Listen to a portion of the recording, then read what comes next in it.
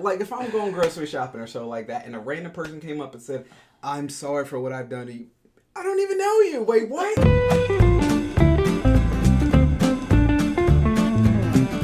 Boys are back again. Yep, rolling out. Yep, doing what we do. Just talking. Which there's a lot to talk about too. Good I gracious, mean, there's a lot to talk about. Yeah.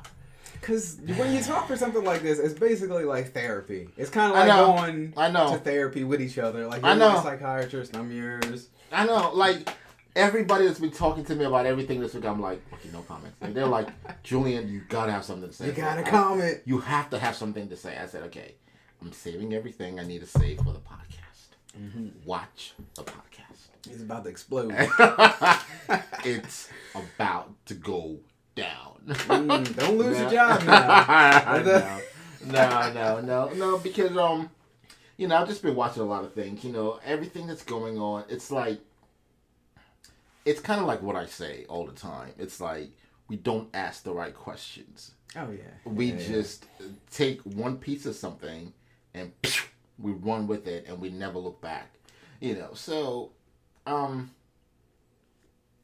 because, my wife is telling me, like, people come up to her at the job and was like, "Oh, I'm so sorry for, how we treated you." And I'm like... That's so cringy. That's so cringy. I'm like, you never did anything to me. Now, if you were thinking it, make your peace with God, not with me. You know what I mean? Right. You didn't... Even if you were thinking... Even if you looked at me one day and in your head you called me the N-word and I never knew it. Right. That's not between me and you. That's between you and him. Right. You know what I mean? And again, I'm pretty sure that I probably called him an asshole or whatever multiple times inside of my head. But okay, so that's the question. So that hasn't happened to me, and I'm glad that hasn't happened to me. That hasn't happened to me either. Why would anyone think that people want that? For a random person, like if I'm going grocery shopping or so like that, and a random person came up and said, "I'm sorry for what I've done to you," I don't even know you. Wait, what? What are you talking about? Okay, go. Yeah, so, okay. So it's basically this whole collective philosophy that that whites have done. Again, I don't like the classification, but for clarification purposes, I'm going to use white, black, and brown, whatever. And we're going to have to break down a lot. And then I'll break that down for you to simplicity. Okay, so, white people think that, okay, they've done so much wrong to black people. They enslaved us. They did this. They did that. And they've never truly apologized, said sorry. Or maybe some of them felt like they never really understood what we were going through as black people. Until very recently with everything that's going on, Black Lives Matter, protests, burning down cities. Right. And now some of them are starting to really understand how deep it runs, and they're like, well, I'm really sorry for what we did to you and all the kind of stuff. And I'm like, okay, so they feel guilty in a way for things that were done to black people in the past, and since nobody ever apologized, they feel like I'm going to take it upon myself to apologize to any black person that I see, and I'm going to fight to make sure that anything that even looks, sounds, even remotely is going towards racism, bam, I'm going to jump on it, I'm going to attack it, I'm going to break it down. Like, I showed my wife that, I said, never in the history of, again, black people we don't have white people on speed dial. It's like, now we have them on speed dial. It's like, you can literally tell oh man, that dude said something racist to me. He did? Oh, we gotta do something. Right. Wait, hold up. Now you want to do something? Where were you 400 years ago when you could have done something and you didn't do anything? Right. But it's kind of like, See, that's a question too. Like, white people do seem like they're being overly apologetic right now for things like that. But at the same time, there are like a lot of black people that want that. That's the main message that's going out there right now, is that, okay, this thing happened, racism happened, and everyone who is white is responsible, even if, again, nobody chooses what color they're born at. So Exactly. even if you're white, you're still complicit when it comes to the systematic racism inside this country. And for me, I innately disagree with that because I don't believe that you're born with the sins of whatever color skin that you have on. No, racism Right. is taught. But there's a lot of people out there who are kind of pushing for that mentality of, oh, just because you're white, you're part of the problem. No, no. And see, I completely disagree. I disagree with you too because people like that are not. Again, the IQ is zero. Right. You know, again, when you talk to people, you need to talk to people who have at least a little bit of sense and not just people like, I heard of people just randomly attacking, like black people randomly attacking white people. For what? I think that's stupid. Right. Like, just to randomly attack somebody because of the skin color. You're not, what you're doing is racism at its finest. And it's idiotic. And it's idiotic, and that's what you're fighting against. Like, those kind of people, I'm like, I think they need to just sit at home and stay quarantined and don't leave the house ever. Right. Ever. Or go to an island. We just put them all on one island and leave them Right. there and forget them. But that's a different topic for a different day. But those kind of people. No, but Again, that's seriously. saying like the people that generalize that. Again, Exactly. like for clarity reasons, we're somewhat generalizing right here. But Yeah. again, this is so we don't have to break down every single thing, which we're going to anyway. Correct.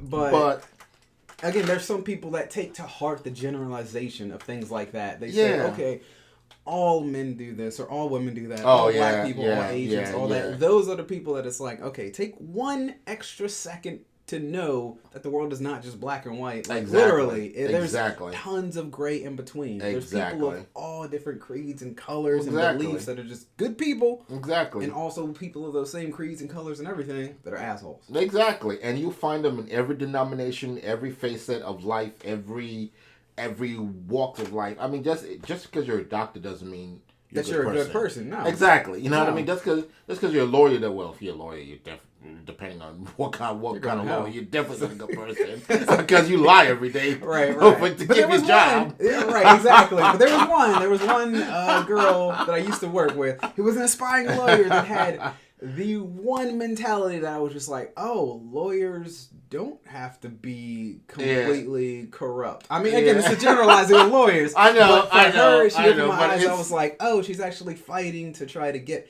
innocent people off because she sees like a lot of people are unjustly locked up. Yeah. So I was like, Yeah. okay, that's a Yeah. good reason. And and that's the thing, but and what some of those people don't understand is like the people that randomly walk up to you and be like, I am so sorry for what we did. I'm like, okay, first of all, what's going on right now has nothing to do with individuals. It's the government, the system. Right. It's the reforms that they're asking for. It's not really individual because here's the truth about it. You're never going to stop racism. You're never going to stop it. Yeah. No matter how much you try, no matter how much you protest, no matter how much you riot, no matter how many cities you burn down, you're never going to stop racism. Facts. Right. Accept it, deal with it.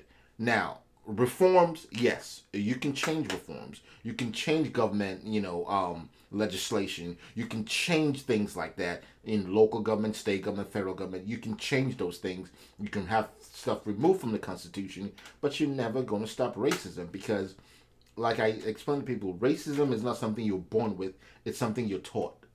You're taught to be racist. And again, with the whole thing with the white privilege, like I was explaining to somebody who was white, like you're born with it and you don't even know it. You don't know it, but you were taught it indirectly. And it's not that they want to teach it to you, but you just get taught, and when you grow up, you just kind of know that you have it. And some people don't even know that they have it. So this is just the concept of white privilege, or yeah. This is Okay. a concept of white privilege and racism itself. Okay. Racism is taught. It's handed down from like everything else, from generation to generation to generation to generation to generation. Now, I mean, there's always that one-off that is not going to accept that and say, you know what, I don't agree with you. I'm going to go left because Right. I don't agree with what you're saying. I don't think that's right. I don't think it's the right thing. But it doesn't mean that the family doesn't try to teach it to them. That person just maybe on their own looks at things a little different when they grow up and begin to really idealize their own, philosophies and like, okay, well, I don't agree with that. I don't agree with that. I think that's okay, but that's BS, Like, So it's like everything. Like I shared with you when I was growing up, I never grew up to see race.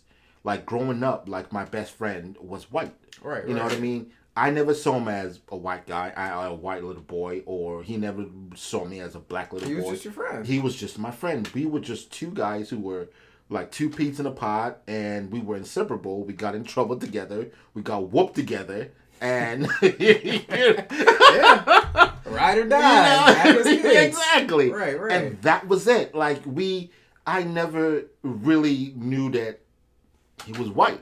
You know what I mean? Not that I didn't see it, but I never looked at him at, oh, you know, my best friend is white. I just looked at it as like, oh, no, my best friend is Sean. Right. You know, that's my best friend. You know what I mean? Yeah. That's my road dog. If I want to go out and play, I want to go out and play with Sean. If I want to go out, I want to go over to Sean. You know what I mean? It's like, right. That's my friend. He's just another human being. He's just another human being who likes the things that I like, and, you know, we get into the same kind of trouble we want to get into, and we do the same kind of things. And that was it. Like, I was never raised that, oh, these are white people now you don't deal with white people like that, or you talk to white people like this, and you don't do this around white folks. Like, my parents never taught me that. And see, but how some people are speaking, though, it makes it as though everyone is taught as a kid that because you're this color, you need to act this way. Because they're a different color, they act that way or so. Like, some people do. Speaking, some people do. There's a lot of people out there, like John, like your friend, or something like that.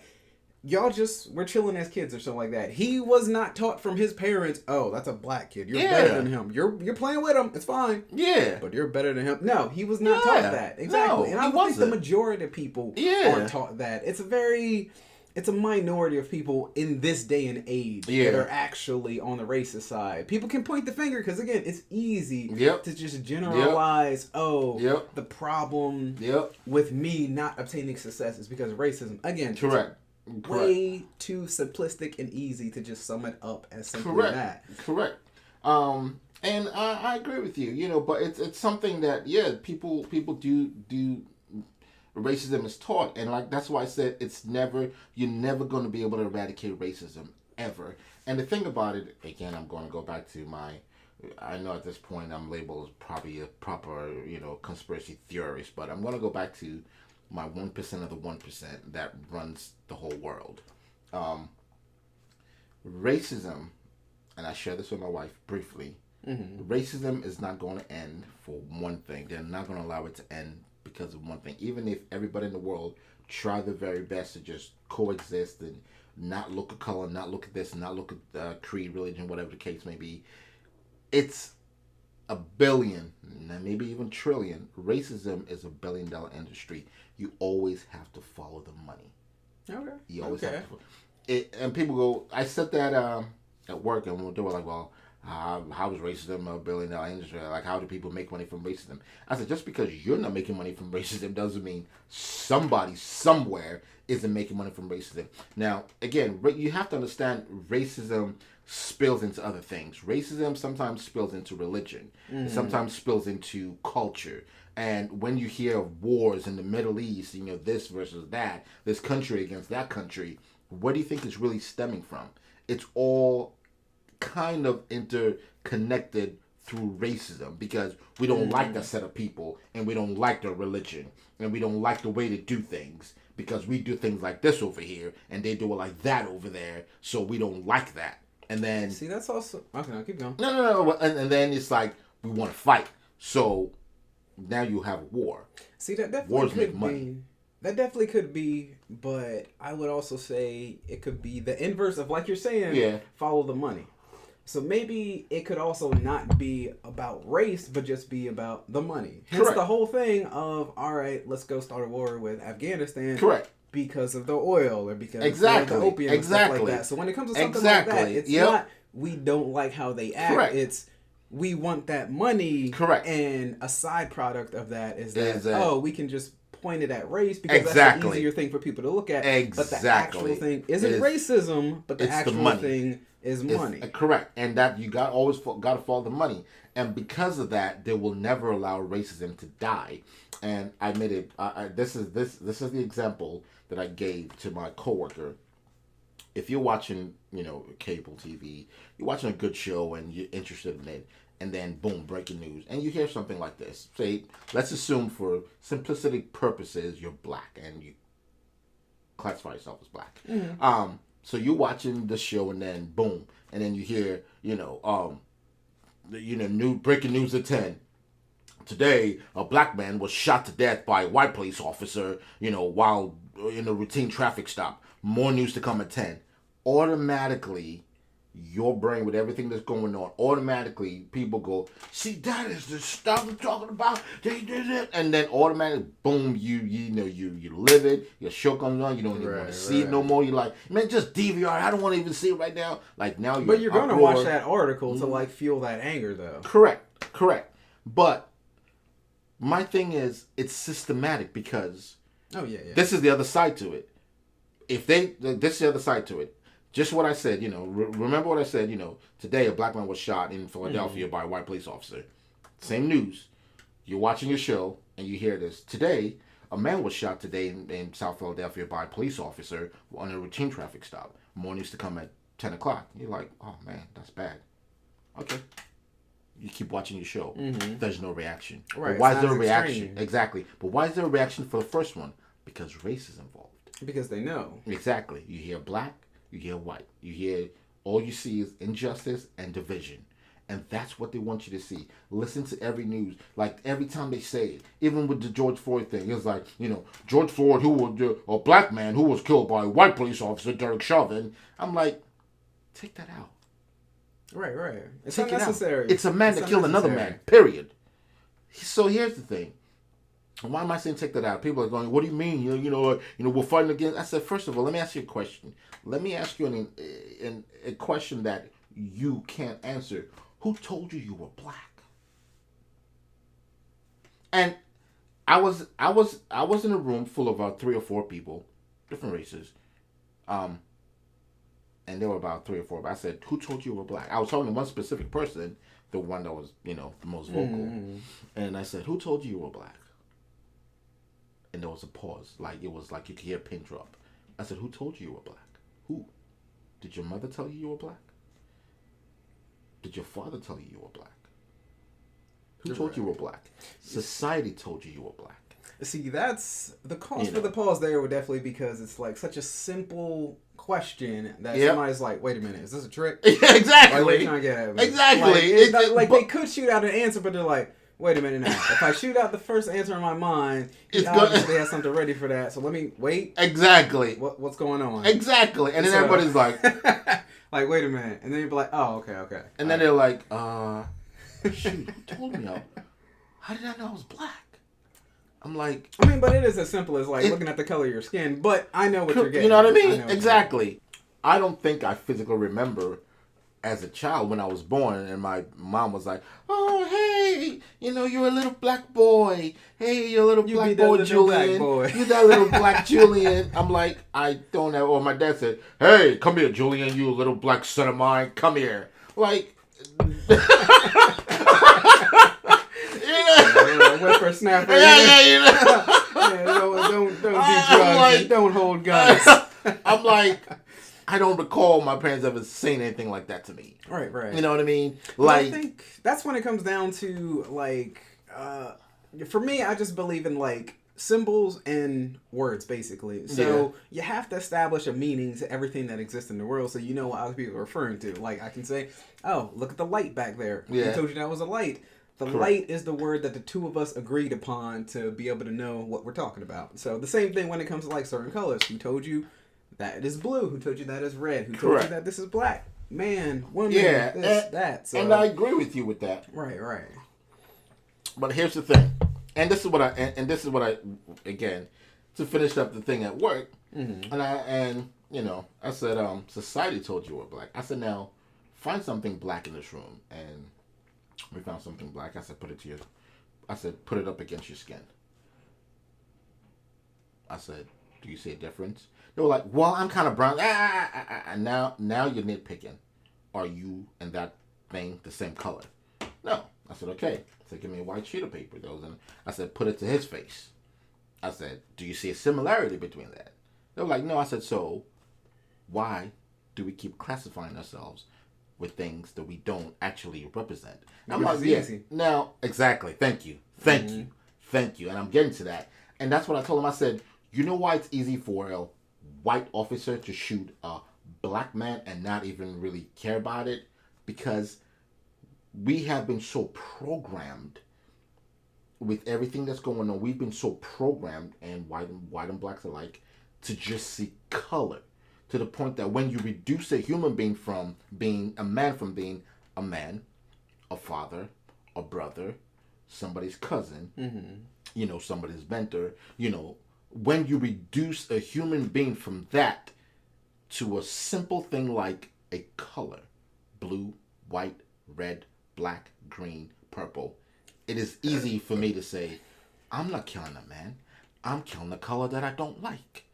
It's a mindset, and you have to understand that the police force, the army, if there's any more, they brainwash them more than they do us. Like, you need to understand that going in, like, understand that for a fact. Like, the army, they do all kinds of crazy experiments with the soldiers and all that stuff you don't ever even hear about. Like, trust me. But for the most part, they do need to make sure that they're, like, battle ready to be able to go overseas and handle super stressful situations. They don't do as much for the police as they should. Correct. Because again, they do that for the army. I get that, but then sometimes people get a little overzealous. They're like, oh well, why don't we try these? But let's just take a set of them and just try these and see if it works on them and see how they react. I believe they do that too. They did experiments back then. Yeah, exactly. Yeah. So again, it's the mind conditioning, and if we're ever going to try to fight this thing, the first thing we need to do is detox our mind.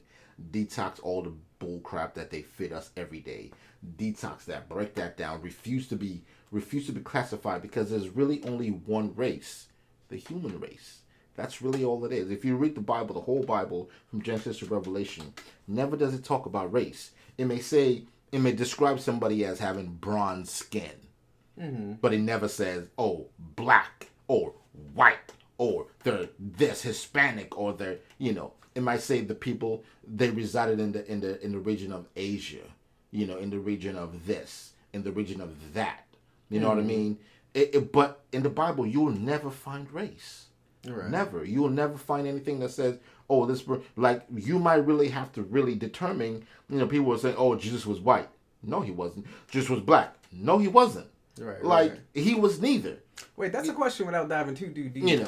Or so. Was the Bible all revolving around like one geological area? No, the Bible was everywhere.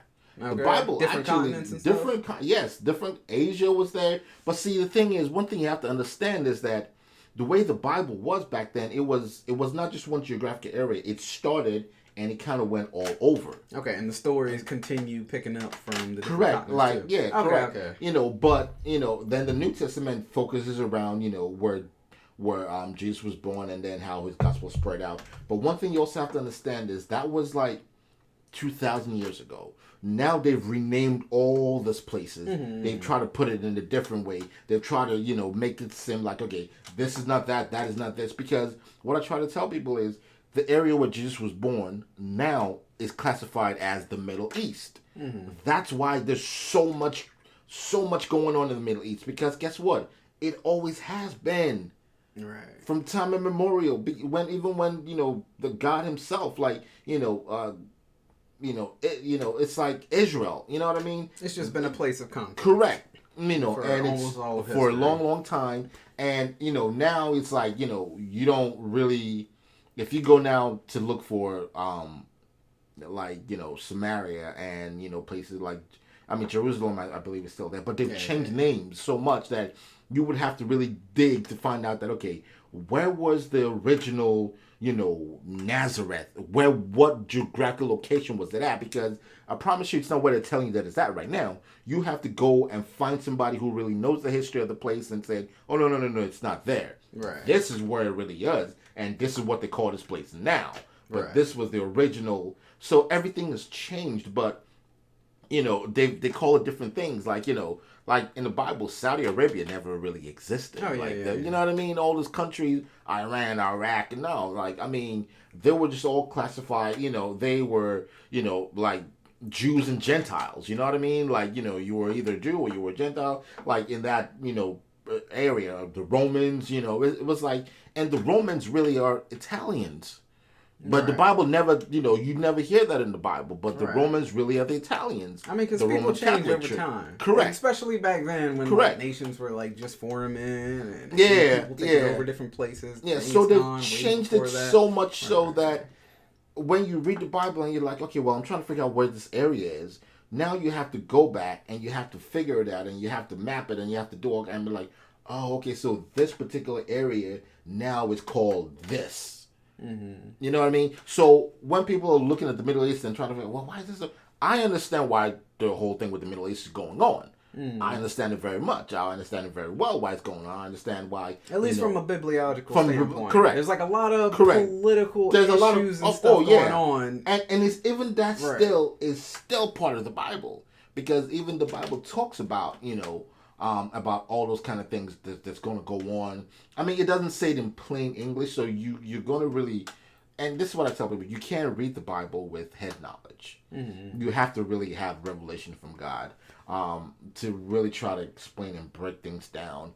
But even all this thing that's going on, again, race, there was never a race. Like, I mean, and now you see it so often, you fill out an application. We talked about that in one of our podcasts. Mm-hmm. You fill an application, I tell you, white, black, Hispanic, other, Asian, other. Like, why? They keep trying to put everyone in a box. In this little box. They want you to be in this little box, and they want you to be confined to this little box. Right. You know what I mean? So, again, it's not about fighting for one race or the other race. It's about fighting for a human being.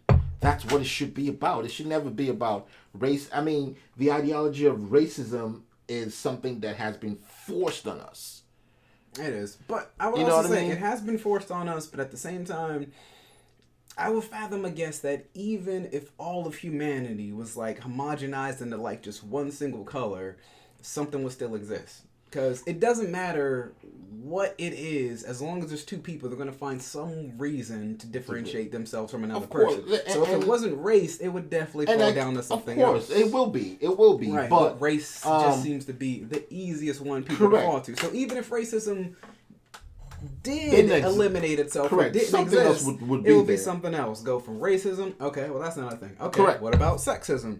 Okay, there's only women or only men. It would be something. Okay, but the question is, tallism. Would it be as detrimental as racism? I'm pretty sure if that was the only thing that people had to focus on, it would be as detrimental. There would end up being like the tribe of tall women versus the tribe of short women or so. Oh, that's short. Whatever. I believe, because that's just human nature. Okay. I mean, even in the Bible, right? See, there were when you go back to the Old Testament, right? Egypt is one of the places where, even up to this day, is known as the cradle of modern civilization, so to speak, because they were ahead of their time with the building of the pyramids and some of the things that they did. But here's the thing: Egypt didn't build that by themselves. They had enslaved the Israelites. The Israelites were God's people. And they did most of the work. Right. And that's why God sent Moses to Pharaoh and said, let my people go. Let my people go. The Israelites are my people. You enslaved them. Let them go. Of course, Pharaoh, and the Bible says God hardened Pharaoh's heart. Now, some people don't understand. They were like, well, why would God do that? Well, God did that because he wanted to prove his might. So here comes... Wait, hardened Pharaoh's heart? What does that mean? Just basically meaning that... Made him stubborn? Yeah, exactly. Made him stubborn, made him hard-headed, made him not be willing to accept on the first go around. So it's kind of like if he specifically wanted this situation to go down, and he's like, okay, I could make the Pharaoh be a little bit more sympathetic and just let him go, but I don't want that. I kind of want him to make this a show, and display of... Exactly, so that I can show my power, and I can show you what I can do, give you a little taste of who I really am, or in Moses' case, a taste of who sent me. You know what I mean? I understand that. It's I okay. understand Okay, that. let me say it in I plain don't terms. think Let me that say it in is plain a very terms. moral Let me say it in decision plain- that a leader should make. Let me say it in plain terms. God flexes muscles. I know, Yeah. right? And I don't know, You know if what I we mean? should have a leader that's like, no. Well- Let's make this situation worse so I can. Okay, No, all no, right, now we're good. it's not that because see, here's the thing: if it was so simple, you wouldn't understand the power that God possesses. I know. You know what I mean? know, right. If it was just said, oh, okay, well, take them and go, and everything was just hunky dory, we would never have the story of Moses and the Red Sea and all that, and parting the Red Sea and the plagues of Egypt, all of that. We'll never know that, but but again, God did it. Yes, I'm not gonna lie. God flexes muscles, and yeah, hey, right. It's It makes sense because again, that concept has existed ever since, as people point out, like public executions or so. I'm not saying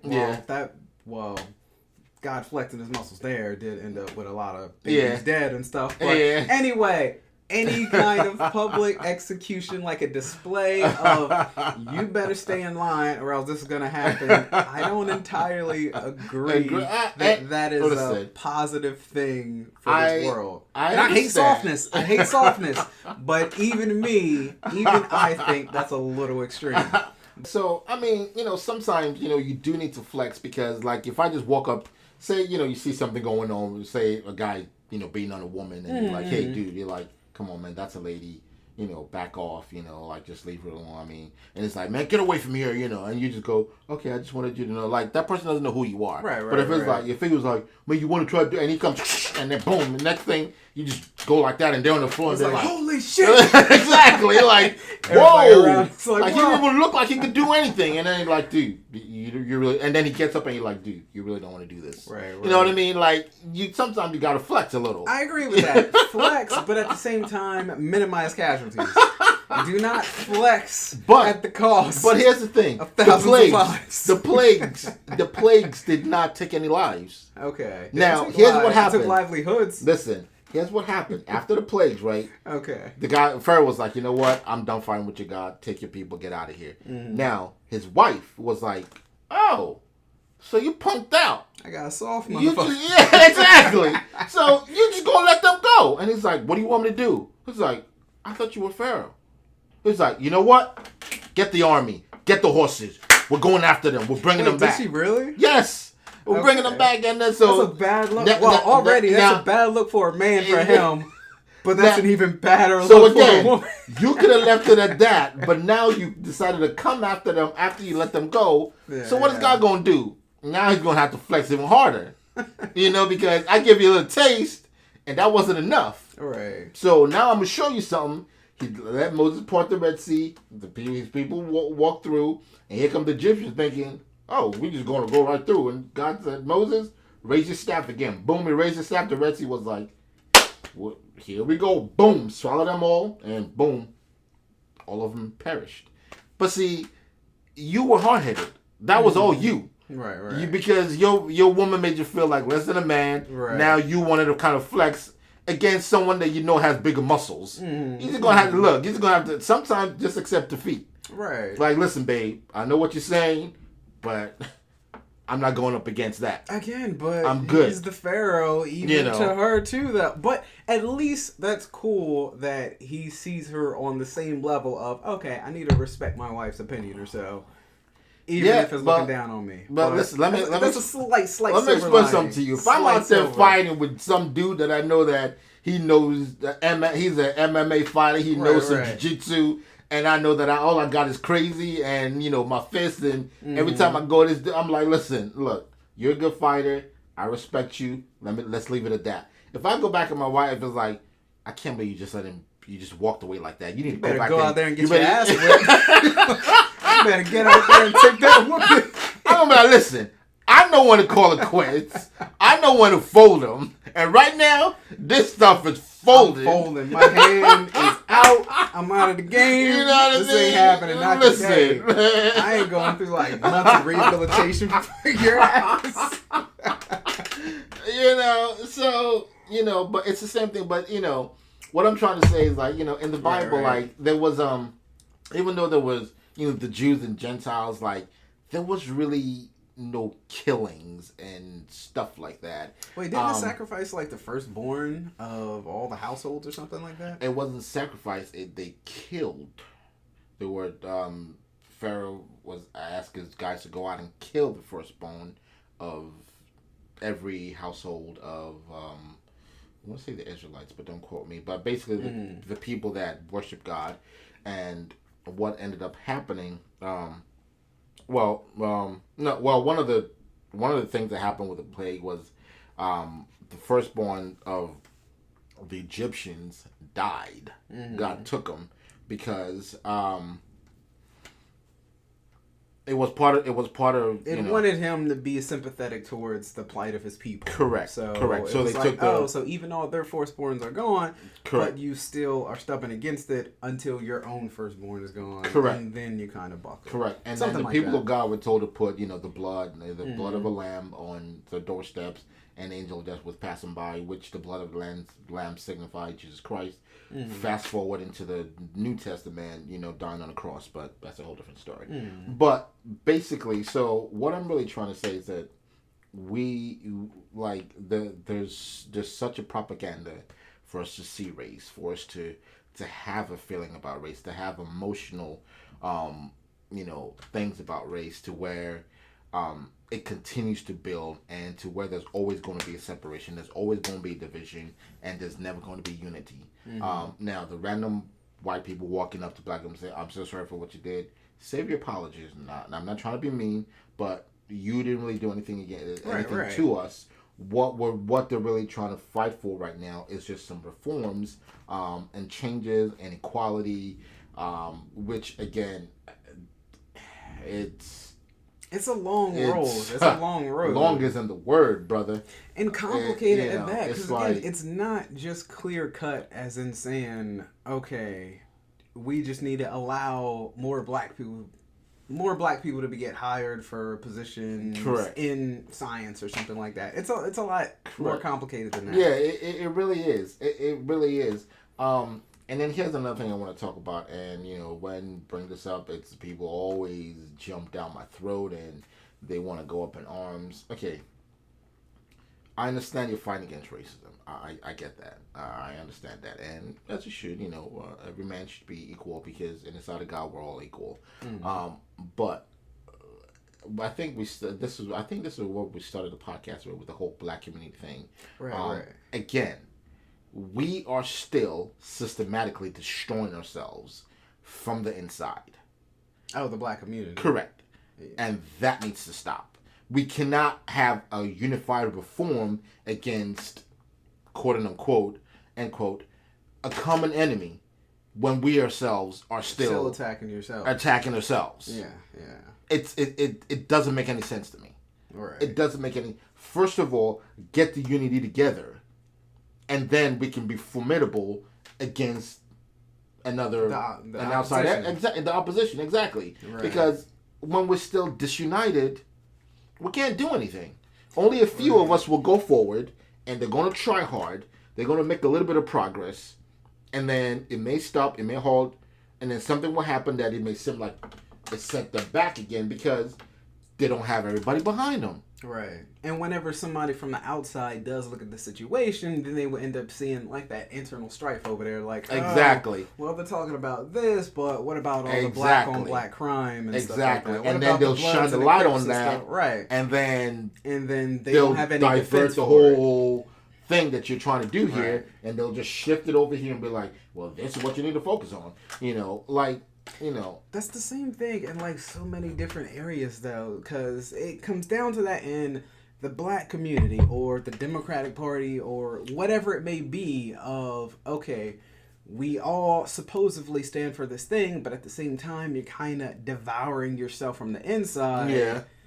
So you can't form, again, that united front against the actual enemy. Exactly. So, and that's one of the things that's really plaguing us as a people. If we want to classify ourselves as black people, that's what's plaguing us. But we have yet to be able to stand united against each other. We only stand united when something is affecting us as a whole, and that unity doesn't even last. Right. It only lasts for that period when that thing is going on, and then right after that, boom, silence. You know what I mean? I mean, right now, black people are still killing black people on the streets.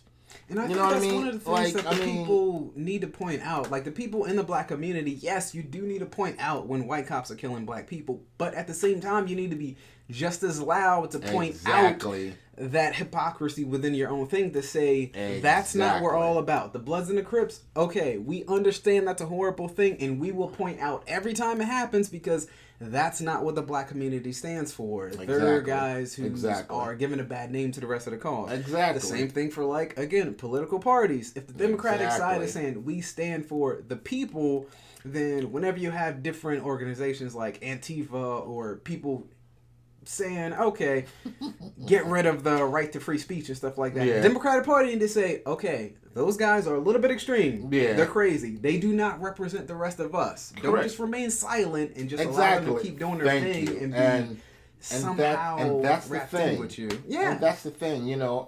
And so again, but it still is the same systematic destruction through racism and the different propagandas, even with us, like, because of some of the labels that they've given us, some of us in the black community, we've taken things to the extreme and we just go crazy.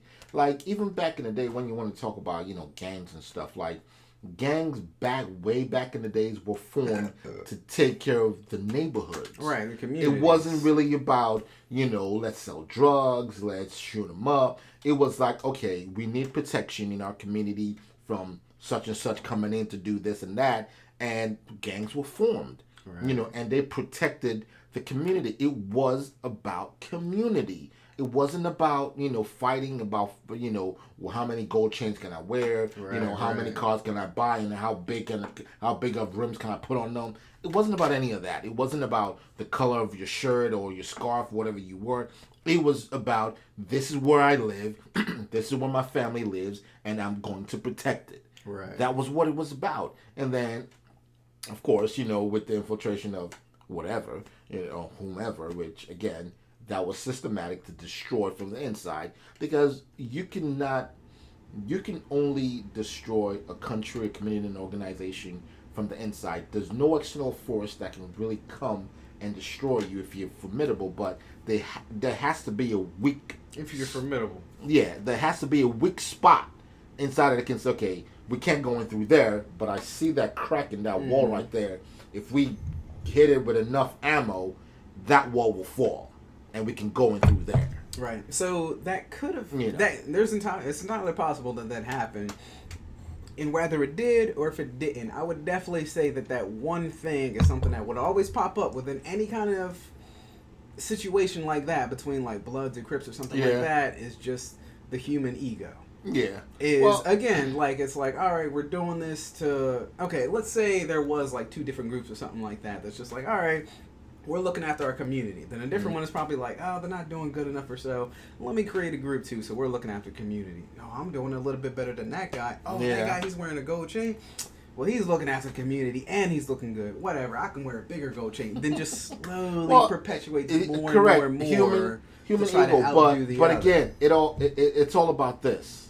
It's all about the mentality. Right. You know what I mean? Because at the end of the day, you know, if another guy comes up and says, oh, you know, you're not doing it good enough, you know, I'm going to start my own, I can go and say, okay, hey, you're the leader of this guy, of this gang. Let's sit down and have a talk. You could. You know what I mean? You could. Correct. But again, it's your mentality. I can say, okay, well, let's have a talk. Like, what do you think I'm not doing right?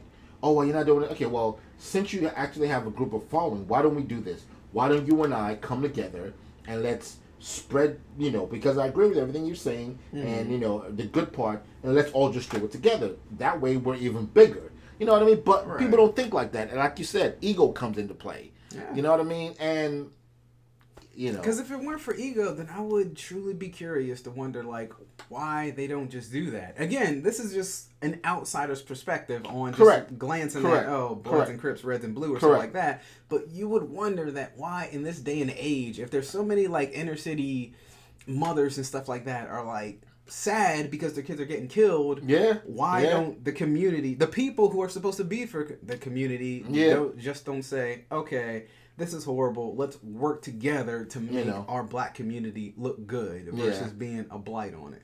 And I know that there are a lot of people that work on that. Right, for sure. Because I hear it. I mean, I hear the plea. I know there are a lot of people doing things to try to, foster more unity, in the community. And there's got to be people within those two groups that are trying to do that too. And that's my point. Like, these guys have to join the conversation. You can't exclude them and say, okay, they're not listening. No, find the leaders of the groups. Like, no, we want you to come in. No, we want you to sit down because, come on, we see what's happening over there. You see what they're doing to us. If you guys are still fighting against each other, we don't have a strong united front to go against them. So we have to come together first. You have to set your differences aside. You have to set your differences aside. And then we need to all work together. You know what I mean? But is that ever going to happen, realistically? No, most likely not. I mean, especially for us being on the outside. Like, something like that would only happen if it happened within. Just like you said, they can destroy something from within. You can build something up from within. Us being outsiders, there's no way that, like, the two of us could ever solve the indifference between the two groups. Of course not. But if people within those two groups themselves were just like, you know what? I see that this is a problem. Let me move my way up or talk to the people that I need to talk to try to get them to understand that this is a bigger problem than just us versus them. So we can all work together to do this. Again, it would have to be fixed from within, just like things can be destroyed from within. Exactly. But, and that's really the long and short of it. Even with racism, that's it's going to have to come from within to, get it down. It's not going to be blacks, beating up white people or burning down the houses. That's not going to solve the black problem. Cops shooting white people. That's not going to solve anything. But it needs to start from the inside. Even Michael Jackson, what he say? Change got to start with the man in the mirror, right? And that's the truth about it. It's got to start, but we have to detoxify all that propaganda, all that nonsense they fed us, all that nonsense we believed all our lives. We got to really just throw that down. How do you do that? Don't see. How do you detox? Don't ask me how you detox. Should we all just become monks? I don't know if that's going to solve the problem. It wouldn't solve, but it'll help detox. The truth about it is, we just have to start seeing people for people, man. Yeah. It's not about what color you look like. Just respect people. I live by one philosophy, and my grandmother told me this, and God rest her soul. And they say when in the Bible, and we've talked about this philosophy, treat other people the way you would want to be treated. If everybody followed that philosophy in life, we can at least coexist. We don't have to. I don't have to believe what you believe. You don't have to believe what I believe. Right. But if I treat you the way I want to be treated, we'll get along okay. Exactly. We can be neighbors, and we never have a dispute. You know what I mean? We just know the things we agree to disagree on, and we leave those things alone. Right. Treat other people the way you want to be treated. If you don't want to be disrespected, don't disrespect me. Plain and you know simple. what I mean? If you don't want someone to make you feel like you're this big, don't make someone feel like they're this big. Right. You know what I mean? So it starts from that. Once you practice that every day, slowly but surely you can detox yourself from all the nonsense. Even if you're a cop, you don't look at people as just colored. That's a man. That's somebody's husband. Yes, he's wilding out, but there's other things you can do. You can tase him. You know what I mean? Yeah. You could tase the mess out of him. You can tase him, and you could also just work on like conflict resolution. Correct. Like you can talking tase to him. the You can person mace him. as well. I mean, it doesn't have to be. Let me pull my gun out. Blah blah blah blah blah. Pull 5 bullets in him. Right. Like there's a lot of things. It's not the end of the world. It's not the If a drunken guy like stumbles away unless, or something like that. and I understand. Sometimes because I've done a lot of ride-alongs. I told you that. But if a guy's running at you with an Uzi, then look. Sure. I'm not gonna blame a cop. If he unloads on you, you run at him with an Uzi. Right. Now, whether or not that Uzi is a toy gun or not, I can't see that far that it's a toy gun. Right. All I see is some dude, with an Uzi. Right. I'm taking you out. Completely justified. I'm sorry. If I'm a police officer and I'm put in that situation, I'm not looking at your color. I'm looking at, if I make one mistake, I might be the one that's not going home today. Right. So again, it's just, let's just use well, I wouldn't say common sense because it's not common, but let's just It's use not the common, but people still need to make it common again. Let's Make just common sense use common the again. humanity in us to try to try to begin to resolve the issue. Not solve it, but Right. start it. And So- don't just rely on the easy answers either. Yeah, it's easy to it's- just generalize. It's easy Yeah, to just, But it's not an easy Yeah. topic to deal with. It's know, not. So. and nobody said it was gonna be. Yeah, but you let us know what you think. Put your comments down below. Yeah. Join the conversation. What do you do to try to make things a little easier for other people? Let us know. What did we miss? Yeah. Pretty sure we missed a lot, but Yeah. we covered a decent amount. Yep. So, this is Julian, Ty, and we're signing out. right now, coexisting, man.